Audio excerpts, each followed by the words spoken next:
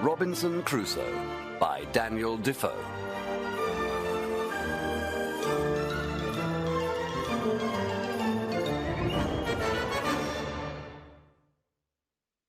Part 1. Robinson's Adventures at Sea. I was born in the year 1632, in the city of York, in England. My father was of a good family. He was a merchant from Bremen in Germany. He settled in England and made his fortune in trade. Then he married. My mother's family name was Robinson. I was baptized Robinson Crusoe. However, in England we were always called Crusoe, so my friends call me Robinson Crusoe. I had 2 brothers. One became a soldier, and was killed in a battle against the Spaniards. I do not know what happened to my other brother. My father hoped I would study law, but I wanted to go to sea. Although my mother and father did not want me to go, my desire was so strong that I ignored their wishes. My father was a wise and serious man. He said that if I stayed at home, my life would be easy and pleasant. Only desperate men or very fortunate men went abroad, he said. I was neither desperate nor very fortunate. Mine was the middle state, and he thought that the middle state was the best. The poor had a difficult life, and the rich were hated by the poor, said he. In the middle state, a man could be happy. Kings often regretted that they were not born in the middle state, and wise men prayed to have neither poverty nor wealth. He said that the greatest misfortunes in life were suffered by the rich and the poor. Only the man in the middle state can live in peace. He said that moderation, quietness, and good health were the conditions of the middle state. He begged me not to abandon this happy condition. He told me that he had begged my brother not to become a soldier for the same reasons. However, my brother had run away to the army, and now he was dead. He said that God would not bless me if I went to sea, and that I would be sorry I had ignored my father's advice. During the last part of his discourse, the tears ran down his face, especially when he spoke of my brother. When he said that I would regret my choice, he was so moved that he could say no more. I was sincerely affected by his words, and decided not to think of going abroad any more. But, alas, in a few days I began to dream of the sea again. I spoke to my mother. I told her that I still desired to go to sea, and that nothing else would make me happy. I said that I was 18 years old, too old to begin another profession. I asked her to persuade my father to let me go to sea. This made her very angry. She said that it would be useless to speak to my father. If I wanted to ruin myself, she said, there was nothing she or my father could do to stop me. However, they would never agree to it. A year later, I ran off to sea. This is how it happened. One day I went to the port of Hull. A friend of mine was going by sea to London in his father's ship. He asked me to go with him. Since it would cost me nothing, I decided to go, without even telling my mother and father. Thus, on the 1st of September, 1651, I went on board a ship for the first time. As soon as the ship was at sea, the wind began to blow. I felt very sick and frightened. I thought that God was punishing me for leaving my father's house. The storm grew worse, although it was not as bad as many I have seen since. It was not even as bad as the storm I saw just a few days later, but it frightened me then. I thought the sea would swallow us. I swore to God that if I lived, I would return to my father's house and never go to sea again. The next day the sea grew calm and the sun shone. I no longer felt sick or frightened. My friend said, "Well, Bob, how do you feel? Were you afraid?" "It was a terrible storm," said I. "Do you call that a storm?" said he. "That was nothing. Let's drink some rum and forget about it." We drank the rum, and I forgot my promise to God. A few days later, there was a really terrible storm. The waves were as high as mountains. I was very frightened. I felt sorry that I had forgotten my promise to God. The sailors began to cry out that the ship would founder. Fortunately, I did not know what the word founder meant. I saw the captain and some others praying to God. At last we were rescued by a boat from another ship. As we escaped, we saw our own ship go down. It was only then that I understood the word founder. When we reached the shore, the people were very kind to us. They gave us money to return to Hull or continue to London, as we pleased. If I had returned home, I would have been happy. My father, like the father in Christ's story of the prodigal son, would have welcomed me. But I was foolish, and I did not go home. The captain, who was my father's friend, said to me, "Young man, you should never go to sea again." "Why, sir?" said I. "Will you never go to sea again?" "That is different," said the captain. "The sea is my profession. It is my duty to go to sea. But you made this voyage to see if you liked it. God has shown you that the sea is not for you. Perhaps that is why my ship foundered. You are like Jonah of the Bible story. I am sorry I ever allowed you on my ship." I went to London by land. How unwise young people are! They are not afraid to sin, but they are afraid to seem foolish. I signed up for a voyage to Africa. I should have signed up as a sailor. I could have learnt the sailor's profession. In time, I might even have become a captain. However, I always made the worst choice, and I chose to go to sea as a gentleman. Therefore, I had no duties on the ship, and I had no chance of learning to be a sailor. I met the captain of a ship that had been on the coast of Africa. He had made good profits from the voyage, and was eager to go again. He asked me to go with him as his companion. He said that I need not pay for the voyage. If I had any money, he said, he would show me how to make a profit in trade. I accepted the offer and became friends with the captain, who was a good and honest man. Following the captain's advice, I spent about £40 on things of little value. These I could trade for gold on the coast of Africa. The voyage was a great success for me. Indeed, it was my only successful voyage. My friend the captain taught me the skills of both a sailor and a merchant. I brought home £5 9 ounces of gold, which I sold in London for nearly £300. Soon after our return to England, my friend died.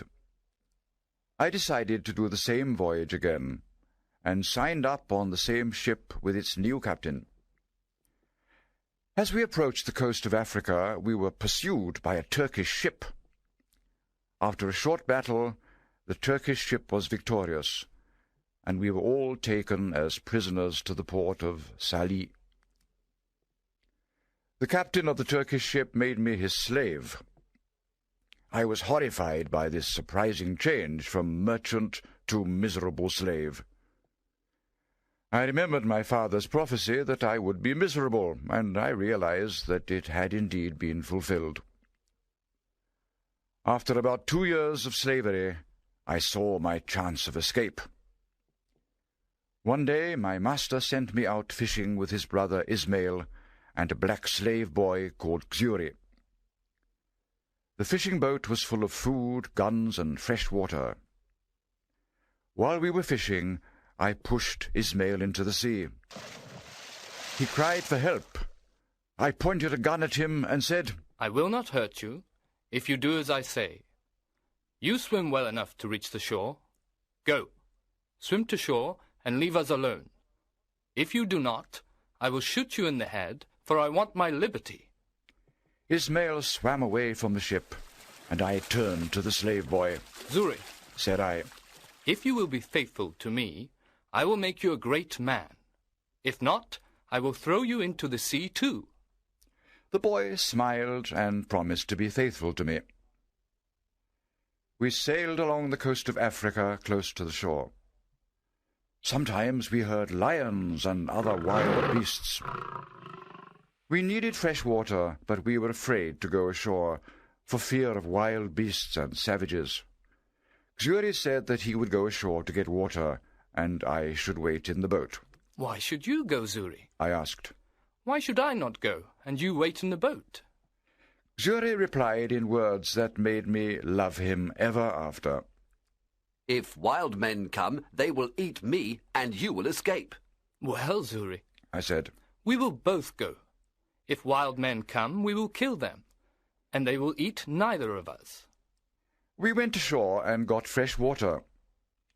As we were returning to the boat, we saw a lion on the beach. I aimed my gun and shot. Xuri and I took the skin off the lion, for I thought it might be of some value. We sailed along the coast for 10 days.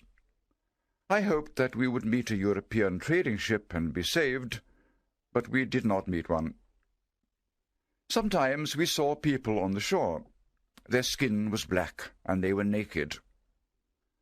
Once I thought of going ashore to meet them, but Xuri advised against it. I made signs to them that we needed food. They brought meat and grain and left it on the beach for us.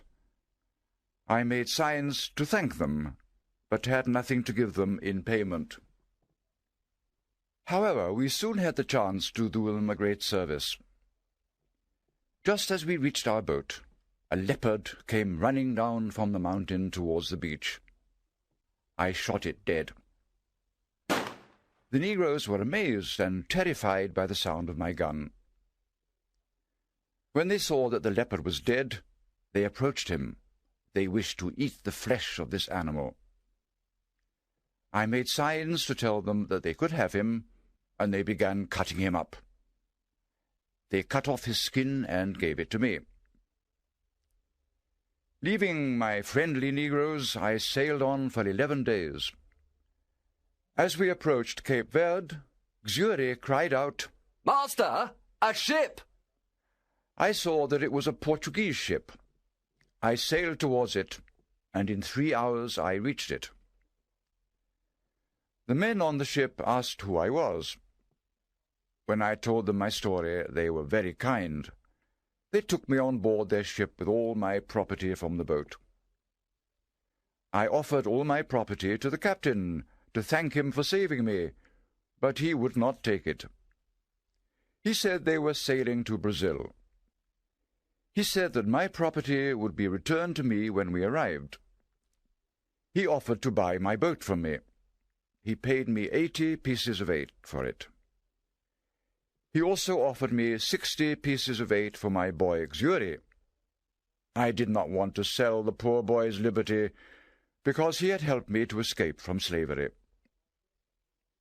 Then the captain offered to set Xuri free in 10 years if he became a Christian. Xuri said he was willing to go with him, so I let the captain have him.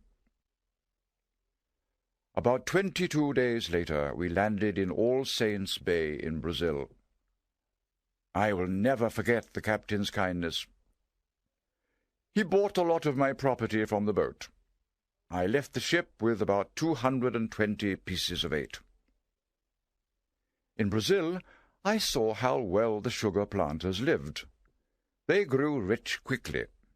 I decided to settle in Brazil and become a sugar planter. The first 2 years were difficult, but then my plantation grew prosperous. I was sorry that I had sold my Boixiuri, for I needed help. I was not happy in my new life. This was the middle state of which my father had spoken. I often said to myself, I could have done this at home, instead of coming 5,000 miles to do it among strangers and savages. I thought I was like a man stranded alone upon an island. Never compare your situation to a worse one.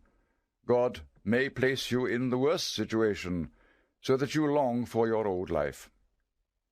I say God was just to leave me on an island where I really was alone. If I had been content to stay as I was, I would have been rich and happy. By leaving me on an island, God made me understand this. The captain of the Portuguese ship advised me to send for some money. I had left my money with a friend in London.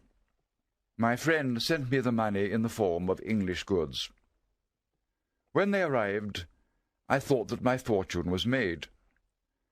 I sold the goods at a great profit for about £400. As soon as I got this money, I bought myself a Negro slave. After 4 years, I had learnt the language and made some friends among my fellow planters. I told them of the trade in Negro slaves on the African coast. If a merchant takes knives, hatchets, and other things of little value, I said, he can easily trade them for gold and Negro slaves.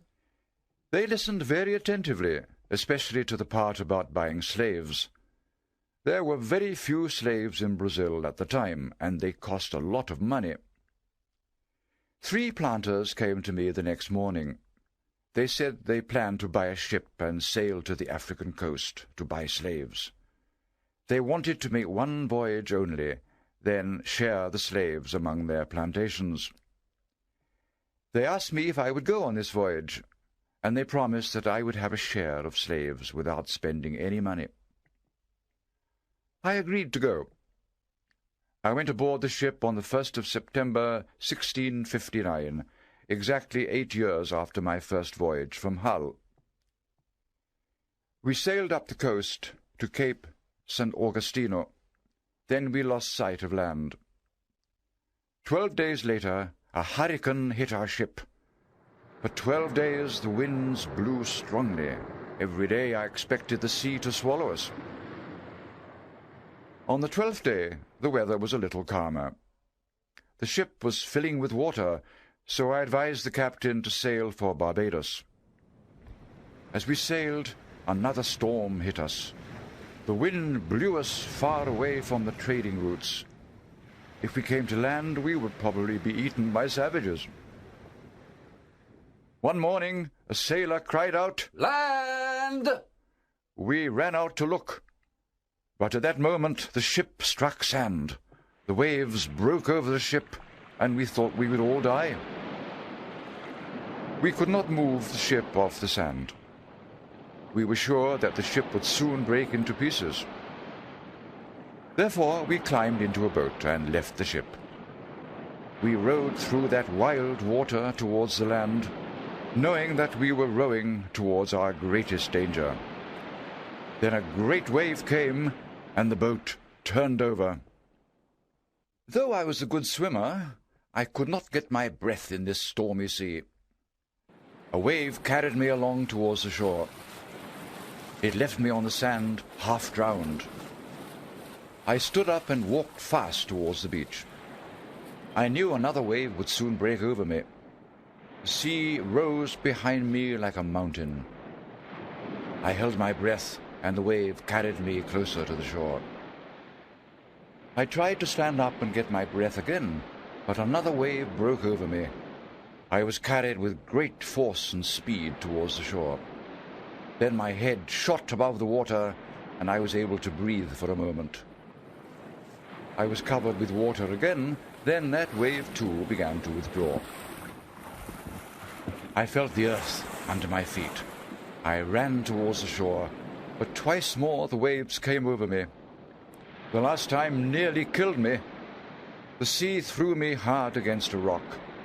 I held on to the rock as the next wave broke over me. When the wave withdrew, I ran to the beach, climbed over the rocks, and lay down on the grass. Part 2. Stranded on the island. I looked up and thanked God for saving my life. A short time before, there had seemed to be no hope. It is impossible to describe the joy of someone who has just escaped death. I alone had survived. All my companions were dead.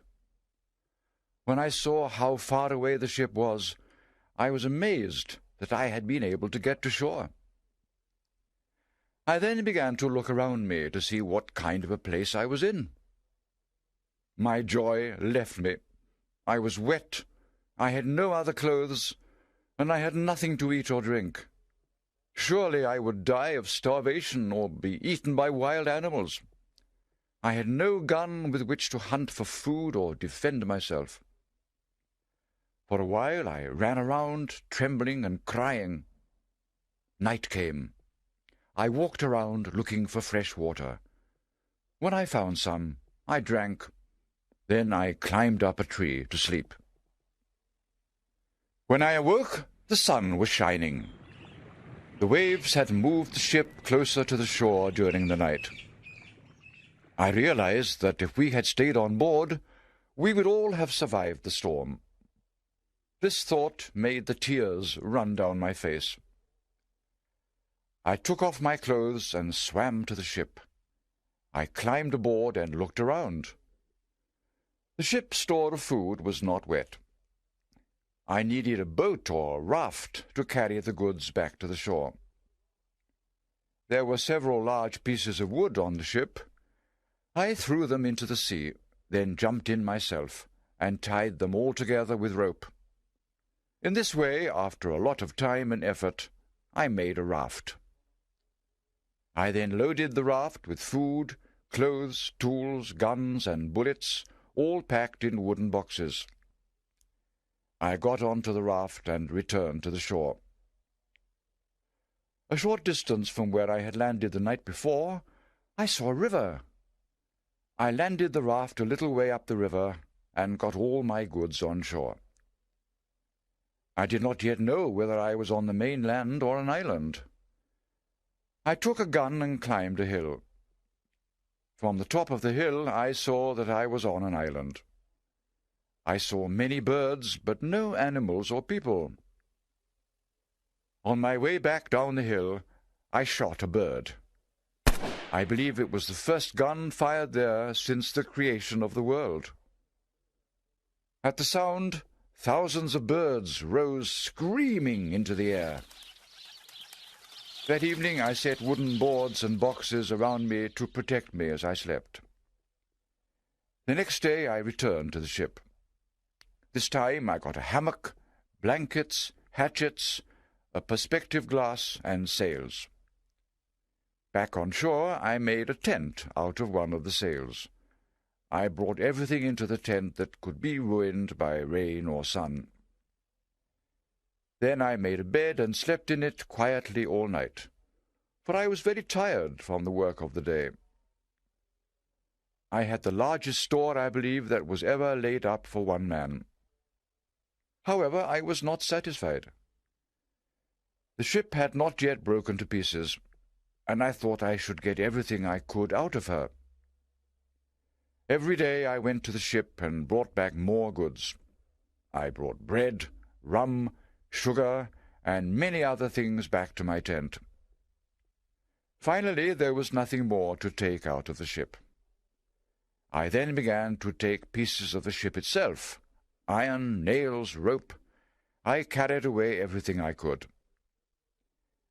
I had now been on the island for 13 days, and had been 11 times on board the ship.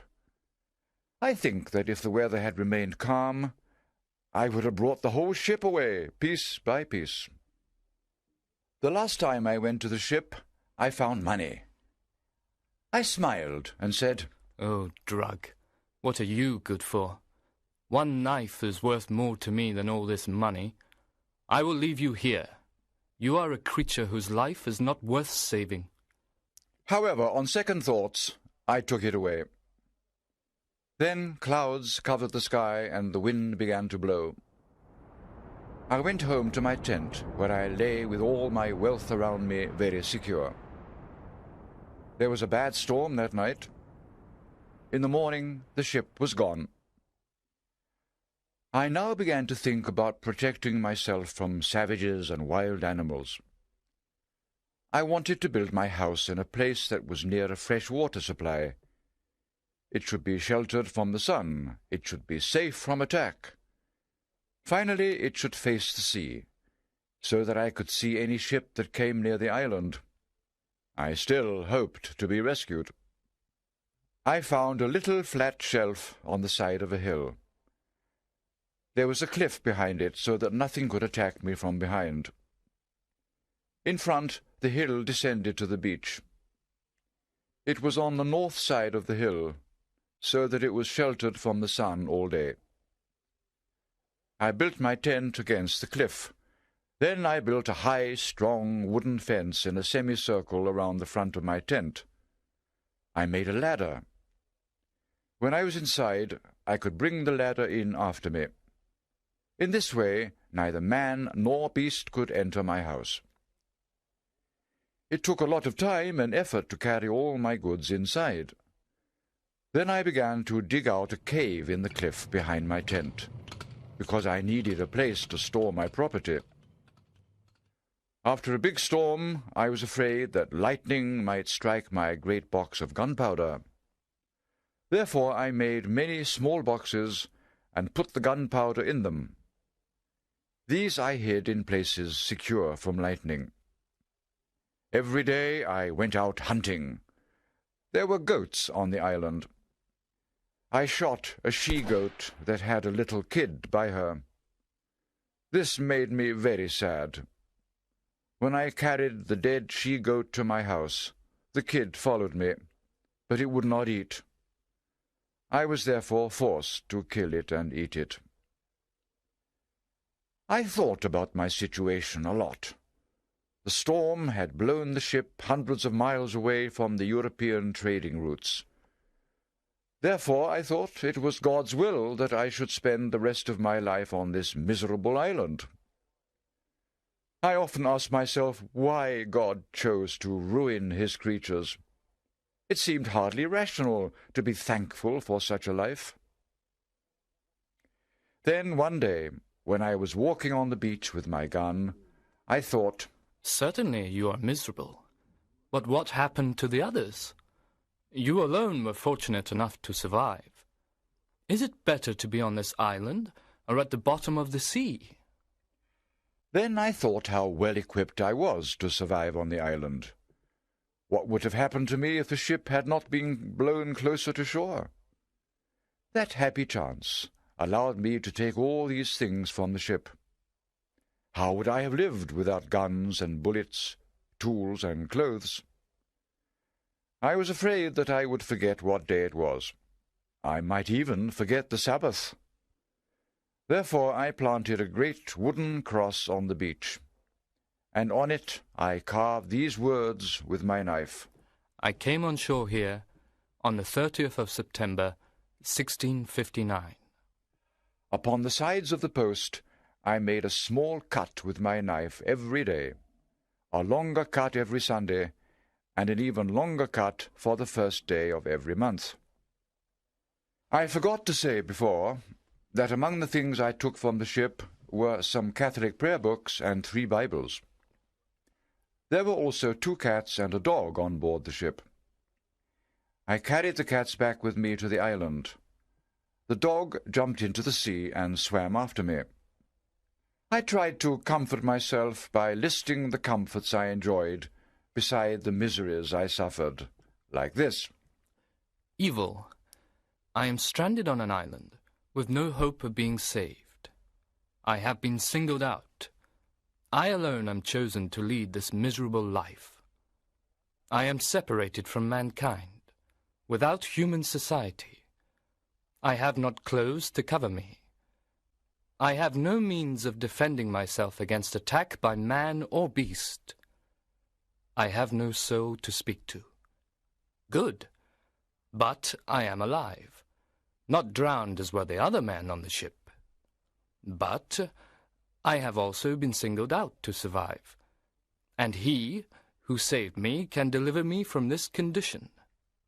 But I am not starving. There is food on the island. But the weather is hot, and I do not need clothes. But I see no wild beasts on this island. What if I had been shipwrecked on the coast of Africa, where I saw the lion and the leopard? But God sent the ship near enough to the shore that I have been able to supply myself with many things. This showed me clearly that even in the most miserable conditions, there are things for which to be thankful. Robinson Crusoe's Journal, September the 30th, 1659. I, poor miserable Robinson Crusoe, was shipwrecked near the shore of this unfortunate island, which I call the Island of Despair. October the 1st to October the 24th. I spent my time getting all I could out of the ship. It often rained during these days, this being the rainy season. October the 25th. It rained all day and night. The bad weather broke the ship into pieces. I spent this day hiding my goods from the rain. October the 26th to October the 30th. I found a place in which to build my house, and worked very hard, carrying all my property to this place. October the 31st, I went out with my gun to find food. I shot a she-goat. November the 1st, I set up my tent and my hammock. November the 2nd, I set wooden boxes and boards to form a fence around my tent. November the 3rd, I went out with my gun and killed 2 birds, which were very good food. In the afternoon, I began to make myself a table. November the 4th, this morning I began to plan my time. Every morning after this, I walked out with my gun for 2 or 3 hours, if it did not rain. I worked until about 11 o'clock. Then I ate. From 12 to 2, when it was very hot, I slept. In the evening, I worked again. November the 5th. This day I went out with my gun and my dog. I killed a wild cat. Her skin was soft, but I could not eat the meat. I skinned every creature that I killed, and kept the skin. November the 6th. I finished my table, but was not satisfied with it. November the 7th. Now the weather began to be pleasant. From the 7th to the 12th, I worked at making myself a chair, except for the 11th, which was a Sunday. I was not satisfied with the chair. Note, I soon forgot which days were Sundays, having forgotten to make the longer cut on the post. November the 13th. This day it rained, which cooled the earth and refreshed me. There was terrible thunder and lightning. I decided to separate my powder into many small boxes and to store them far from each other. November the 14th, 15th, and 16th, I spent these 3 days making little boxes for my powder. On one of these days, I killed a large bird that was good to eat, but I do not know its name. November the 17th. This day I began to dig in the rock behind my tent to make a cave in which to store my goods. Note, I needed 2 things for this work, a pickaxe and a shovel. I stopped my work to make these tools. I made a pickaxe out of the pieces of iron I had taken from the ship, but I had no idea how to make a shovel. November the 18th. In the woods I found an iron tree, so called because its wood is very hard. With great difficulty I cut a piece of this wood, carried it home, and carved it into the form of a shovel. The making of these tools took me 4 days. November the 23rd. I began work on the cave again, and worked for 18 days. At the end of that time, the cave was large enough to hold all my goods. December the 10th. Just when I had finished my cave, the roof fell in. This frightened me. If I had been inside at the time, I would have been killed. I carried out all the fallen earth and built props to hold up the roof so that it would not fall down again. December the 17th. From this day to the 27th, I built shelves. December the 20th. I carried all my property into the cave and put everything in order. December the 24th. It rained all day and night, so that I could not go out. December the 25th. Rain all day. December the 26th. No rain. The earth was much cooler than before. December the 27th. I killed a young goat and shot another in the leg. I led the wounded goat home and took care of it. It lived and grew tame. It ate the grass around my house and would not go away. This gave me the idea of breeding the goats, so that they would grow up tame and provide me with food when my gunpowder was finished.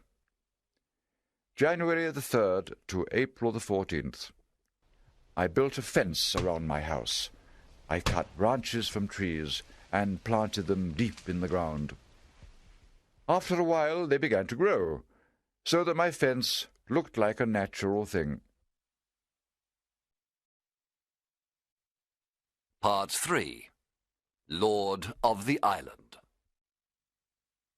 One day I found among my goods a little bag that had once held grain on board our ship. I decided to use it to store my powder, so I shook it out near the rock outside my house. Soon afterwards the rains came. A month later I saw some young plants growing there. I had forgotten all about the grain bag. When the plants grew, I was surprised to see that some were our English barley, and others were rice. Up to this point I had very little idea of religion. I thought of everything that had happened to me as chance. When I saw English barley growing there, I thought it was a miracle. God had made it grow there to comfort me. This thought brought tears to my eyes. Then I remembered shaking out the bag in that place just before the rains came. This calmed my mind. I thought the grain had grown there by chance, and so I felt less thankful to God. But I should have been thankful anyway, because the chance of grain growing there was very small. By chance, 10 or 12 grains of barley and rice had remained in the bottom of the bag. By chance, I had shaken out the bag in the shade of the rock, where it was protected from the sun. I carefully saved the grain to plant again, hoping to grow enough to supply me with bread. April the 16th. I finished my ladder. With this I could climb over the fence. The fence was now thick and high. From outside, the house could not be seen. At last I was safe from attack by man or beast. The next day the earth came falling down from the roof of my cave and the hill above it. I thought that my cave was falling in, as it had done before. I climbed the fence for fear of being buried alive. Once outside, I realized that it was an earthquake. I was terrified that the hill would fall upon my tent and bury all my goods. I sat on the ground feeling miserable. The wind rose and there was a great storm. It lasted about 3 hours. At that time I sat on the ground, terrified and miserable, but I never had one serious religious thought. 2 hours later, the air and sea were calm, and it began to rain. I realized that the storm had been the result of the earthquake, and that the earthquake was now over. I went in and sat in my tent. June the 16th. On the beach at the other side of the island, I found a large turtle. I had never seen one before, but I soon discovered that there were many on the other side of the island. June the 19th. I fell ill and began shivering. June the 20th. I did not sleep all night because of the fever. June the 21st. I was terrified by my illness and had no one to help me.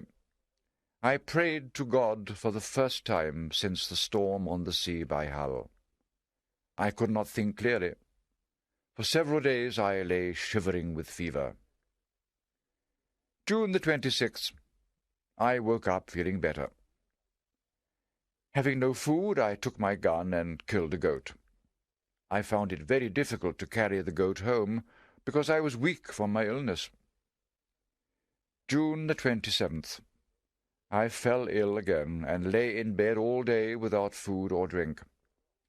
I tried to pray to God, but all I could say was, Lord, have mercy upon me. Over and over again.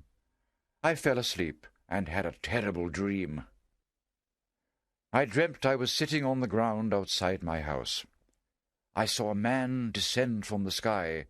He was clothed in fire and held a spear in his hand.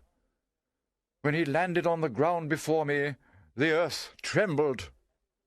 He moved towards me to kill me. Then he said, Since you do not repent, now you will die. I awoke terrified. Alas, I had no religious knowledge. What my father had taught me had all been forgotten in 8 years of a wicked sailor's life. My soul had been stupid. It had not desired good. It had not feared evil. Through all my misfortunes, I had never once thought that they were the just punishment for my sins. I had acted like an animal, guided by my passions. When the rice and barley grew, I had a moment of serious religious thought, but that passed when I discovered that it was not a miracle. Now, for the first time, I began seriously to repent of my sinful life. I saw my condition not as simple misfortune, but as the punishment of a just God. These thoughts brought tears to my eyes. I remembered my father's words. He had said that if I went to sea, God would not bless me and I would be sorry. Now, I said to myself, my father's prophecy has really been fulfilled. God has punished me, and there is no one to help me. Then I cried out, Lord, help me, for I am in great distress. June the 28th. Feeling a little stronger, I ate some turtle meat. This was the first time in my life I asked God's blessing on what I ate.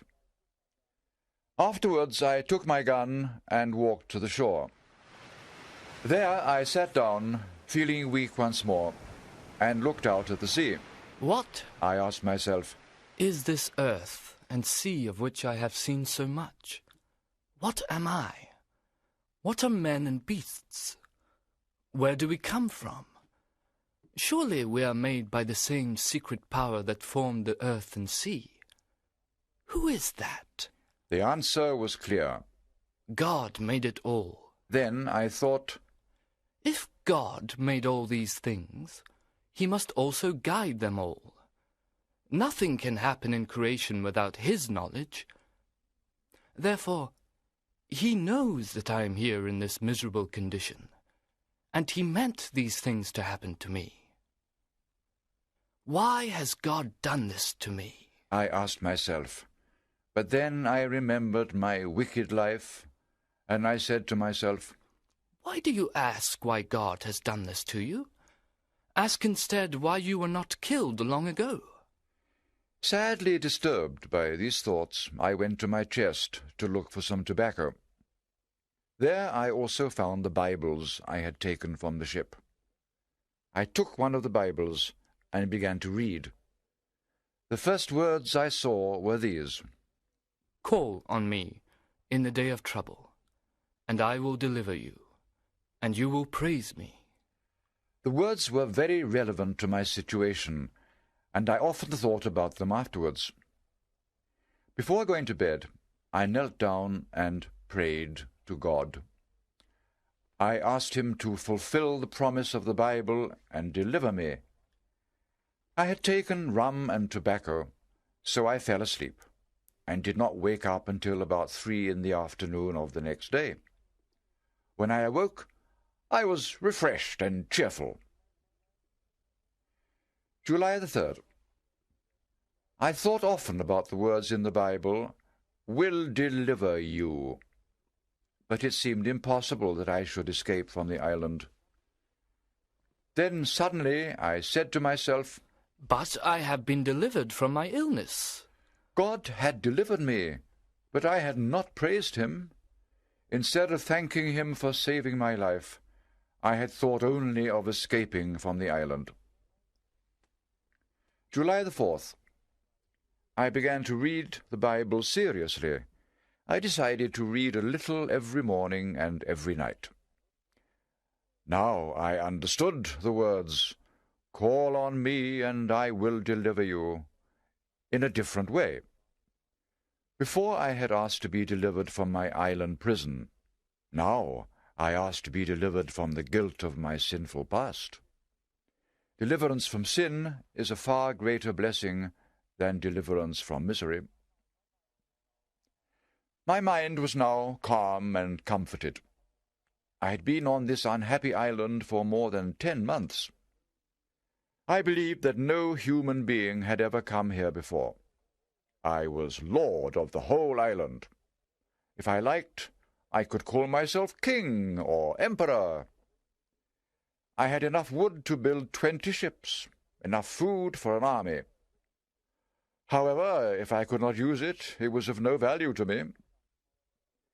I had enough to eat, so the rest was useless.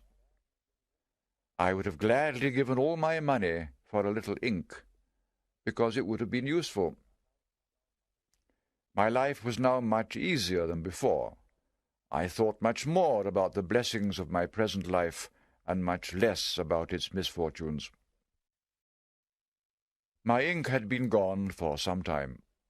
My clothes were all worn out. I made new clothes for myself from the skins of the goats I killed. This was very slow and difficult work, since I had no needle. The weather was so hot that I could have gone naked. However, I did not want to go naked, even though there was no one to see me. I could not go naked because the sun was so strong that it would burn my skin. I therefore made myself clothes, a hat, and even an umbrella. I tried to make a boat or canoe with which to escape from the island, for on a clear day I could see the mainland. It took me a long time to build the canoe. When it was finished, it was too big for me to move. I could not get it to the shore, and so I left it where I had built it. Later I made a smaller boat, but this was not large enough to take me to the mainland. I used it to sail around my island. My life continued in this way for many years. It was an orderly life, filled with work and the praise of God. I was not unhappy. I was king of my island. My subjects were the goats, the dog, the cats, and some parrots I had tamed. There were no rebels among my subjects. One day, around noon, something happened that changed my life on the island. I found the print of a man's naked foot on the beach. I stood and looked at the footprint in amazement. I looked around me, but saw nothing. I went to higher ground and looked again, but it was the same. I saw no one, and no other footprint except that one. I was terrified, and went home to hide myself. At first I thought it must have been the footprint of the devil, for how could a human being have come to this place? I then began to think the print was left by savages from the mainland. They must have come in canoes and left again. I was very thankful that they had not seen my boat.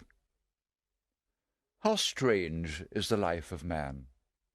Today we desire what tomorrow we fear. For years I had desired human society. Now I was terrified at the thought that another human being had set his foot upon the island. I thought again of the words in the Bible, "Call upon me in the day of trouble, and I will deliver you, and you will praise me."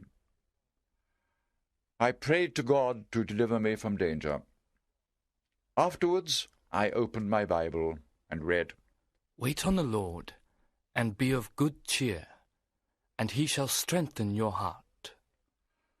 Although these words comforted me, I was still afraid. Fear of danger is 10,000 times more terrifying than danger itself. I no longer trusted in God as I had before. If I had kept my trust in God, I would have been more cheerful in this new distress.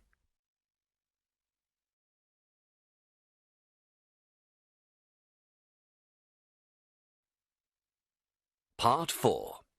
Footprints in the Sand. I had now been living on the island for 15 years. During all that time I had never seen another human being. However, savages from the mainland had clearly come to the island, and they might come again. I decided to build a second fence around my house and plant trees outside it, so that no one could enter. In 6 years, I had a thick wood around my house. About 2 years after I saw the footprint, I thought I saw a boat in the distance, off the western part of the island. Perhaps the savages from the mainland often came to that side of the island. Perhaps God had guided me to the eastern side, where the savages never came. When I came down the hill to the shore, I was amazed and horrified to see human skulls, hands and feet lying on the sand. There was a pit in the earth where a fire had been made. There the savages had made their inhuman feast, eating the bodies of their fellow men. I turned away from this terrible sight. I felt sick and vomited. Then I ran back to my house. My eyes were full of tears. I thanked God that I had been born a civilized man, quite different from these savages. I thanked him for the comforts he had sent me in my distress. I thought I was probably safe from the savages. I had been on the island for 18 years, and I had never met them. I could live there safely 18 more years if I did not choose to show myself to them. For 2 years after this, I stayed close to my house. Then I began to go about the island as before, but more cautiously. I did not fire my gun, for fear that the savages should hear the shot. Fortunately, I had my tame goats, and could kill them for meat without using my gun. I began to think night and day of killing some of these savages. Perhaps I could rescue their victim. I was horrified by their inhuman feasting. I was full of anger towards them. Sometimes I thought of burying 5 or 6 pounds of gunpowder under the place where they made their fire. When they lit the fire, the gunpowder would explode and kill them. But I did not want to use so much gunpowder, since I had very little left. Then I thought of waiting for them, hidden from sight with my guns loaded. In the middle of their bloody feast, I would shoot at them, and I would be sure to kill many. Then I would run at them with my pistols and sword. Even if there were 20 of them, I was sure I could kill them all. This idea pleased me very much. I thought about it so much that I began to dream about it. Every day for 2 or 3 months, I walked to the western side of the island and looked out to sea. All this time I was willing and eager to do an outrageous act. I was ready to kill 20 or 30 naked savages. I had not given any thought to this sin. I had never asked myself if it were right or wrong. I was fired by my hatred of their unnatural customs. When I tired of watching out for them every day, I began to question my plan. God had let them live unpunished for ages. And what had these people ever done to me? They did not think it was a sin to kill a prisoner and eat his flesh. Then I thought that, though this custom was inhuman, it was really nothing to me. These people had done me no harm. If they attacked me, then I might have the right to kill them. At present, I was at no risk, and therefore I had no right to kill them. If I did so, I would be no better than the Spaniards, who had destroyed millions of savages in America. The savages had done the Spaniards no harm. All the Christian nations of Europe said that the Spaniards had been cruel and unnatural to kill those people. These thoughts made me abandon my bloody plan. Besides, I thought that attacking them would put me at greater risk. If I did not kill all of them, the survivors would go home and return with others to kill me. Therefore, I decided it was neither just nor wise to attack the savages. I gave thanks to God that I had been saved from committing a great sin. For a year afterwards, I never went to the western shore, except once, to get my boat and hide it on the eastern side of the island. I had now been living on the island for 23 years, and I had found some pleasant ways to pass the time. I taught my parrot to speak. I taught him to say, "Poor Robinson Crusoe!" He lived with me for 26 years. Perhaps he is still living on the island, calling out, "Poor Robinson Crusoe!" I might have lived this way until I died, contented in old age. But God had other plans for me. How often in our lives the thing we fear most becomes the means of our deliverance. I could give many examples of this in my strange life. However, the best example is that of my last years on the island. It was December of my 23rd year. I went out early one morning when it was still dark. Suddenly I saw a fire on the shore about 2 miles away. I went back to my house and pulled the ladder up after me. I loaded all my guns and prayed to God to protect me. After about 2 hours, I wanted to know what was happening outside.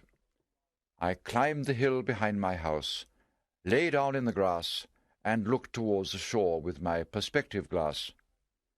There I saw 9 naked savages sitting around a small fire. They had 2 canoes with them. Some hours later, they got into their canoes and left the island. As soon as they were gone, I took my guns and went to the western shore. I saw that there had been 3 more canoes at that place.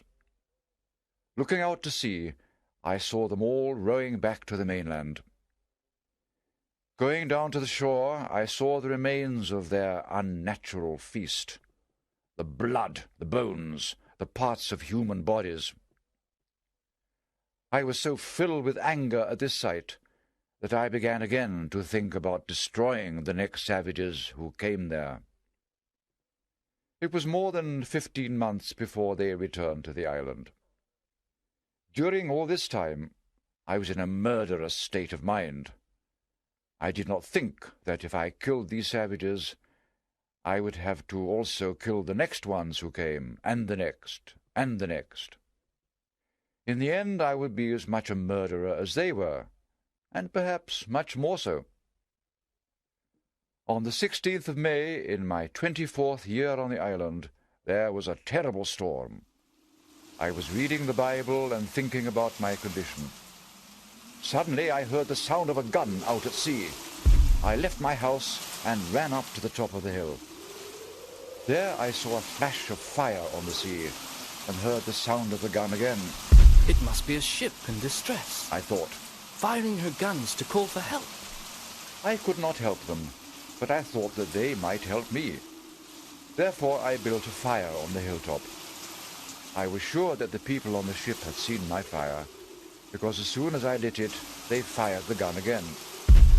The next morning I saw that the ship was wrecked. Perhaps the people on board were all dead, or perhaps they had escaped in a boat and been blown away from the island towards the open sea. If so, they would die of starvation. Even now they might be thinking of eating one another. I was thankful that God had chosen to save me alone out of all those who had been drowned in this sea. But I was also sad, so that I cried out, Oh, if one person had been saved out of that ship and had escaped to this island, I would have had a companion, someone to talk to. In all my time on the island, I never had so strong a desire for human society. I was in great distress. Oh, if just one had been saved. I cried over and over again, but it was not to be. A few days later, I saw the body of a drowned boy come on shore, which made me very sad. I took my boat and went out to the wreck. There I found no living soul, but I brought back more goods, about 1,100 pieces of 8 and some gold. I stored these goods in a cave on the island. For the next 2 years I lived quietly and cautiously on the island. Yet all that time I was imagining ways to escape. Thus, once again, I was an example of the common weakness of mankind. We are never satisfied with what God has given us, and this makes us miserable. One night I dreamt I was going out in the morning from my house. Upon the shore I saw 2 canoes and 11 savages coming to land. They had with them another savage, and they were going to kill and eat him. Suddenly their prisoner began to run as fast as he could. He ran to the thick woods in front of my house to hide himself. Seeing that he was alone, I showed myself to him. He knelt down before me and begged me to help him. I showed him the ladder and took him into my house. He became my servant. Then I thought I could go to the mainland with this man to guide me. I awoke full of joy, but when I found it was only a dream, I felt very sad. This dream gave me the idea that my only hope of escape was to get a savage. If possible, I would rescue one of those they brought over to eat. This could only be done by killing all the other savages, and my heart trembled at the thought. However, my desire to escape was so strong that finally I decided to watch out for the savages again. For about 1.5 years I watched. No one came to the island in all that time. Then one morning I saw 5 canoes on the shore. I climbed the hill, hid myself in the grass, and watched them with my perspective glass. There were about 30 of them. They had built a fire and were dancing around it. As I watched, they brought 2 prisoners from the boats to be killed. One of the prisoners fell down, and the savages began cutting him up for their feast. At that moment, the other prisoner began to run. He ran with amazing speed along the shore towards my house. I was terribly frightened when I saw him running towards me. I thought that all the others would follow him. My dream seemed to be coming true. When I saw that only 3 men were pursuing him, I felt less frightened. The prisoner came to the river, jumped in, and swam across. When his pursuers came to the river, one of them stopped and turned back, for clearly he could not swim. The others swam across the river, but not so quickly as the prisoner had done. I thought that God was calling me to save this poor creature's life. I thought that by saving his life I would get a servant and perhaps a companion. I took my guns and ran down to the shore. I cried out to the prisoner. At first he was frightened of me. Slowly I walked towards the two who followed. I hit the first one with my gun. Having knocked this fellow down, I walked towards the other. I saw that he had a spear. He was ready to throw it at me. Therefore I had no choice but to shoot him. Though he saw that both his enemies had fallen, the poor savage was frightened by the sound of my gun. I called to him and made encouraging signs. The poor creature was trembling. He walked towards me slowly. When he came close to me, he knelt on the ground and kissed the earth. He then put his head upon the ground. He took my foot and placed it upon his head. I helped him to his feet and encouraged him. The savage I had knocked down now began to move. I pointed to him to show my savage that his enemy was not dead. My savage spoke some words to me. I did not understand them, but I enjoyed listening to them. They were the first words spoken to me by any human being for over 25 years. I pointed my gun at the savage on the ground. My savage touched the sword at my side, as if asking to use it. I gave it to him, and he ran to his enemy and cut off his head with one blow. When he had done this, he came back to me, laughing, and gave me my sword. Then he buried the bodies in the sand. Afterwards I took my savage to my cave and gave him food and water. I made signs to him that he should sleep, and pointed to the blanket where I often slept myself. He was a strong, handsome fellow, about 26 years old. He had a pleasant face with all the sweetness and softness of a European, especially when he smiled. When he awoke, he made many signs of thankfulness to me for saving his life. I showed him that I was pleased with him.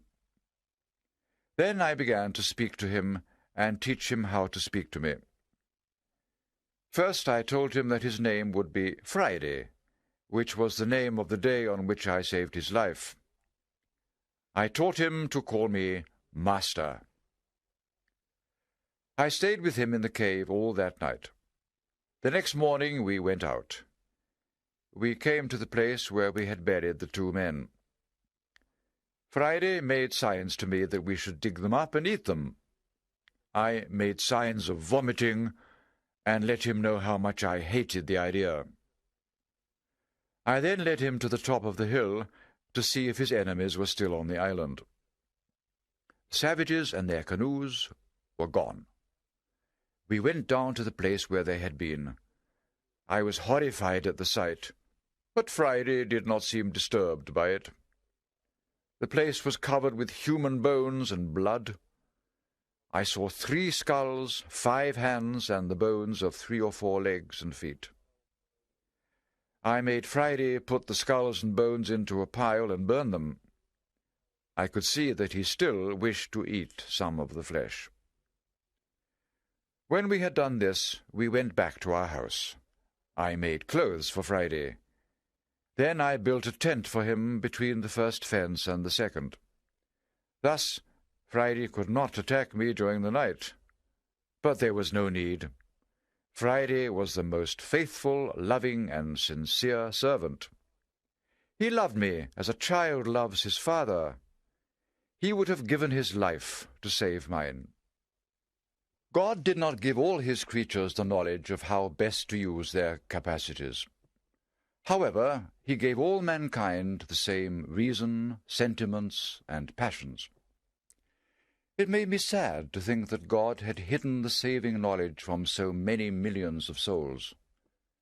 Someone like Friday would use that knowledge better than many white men,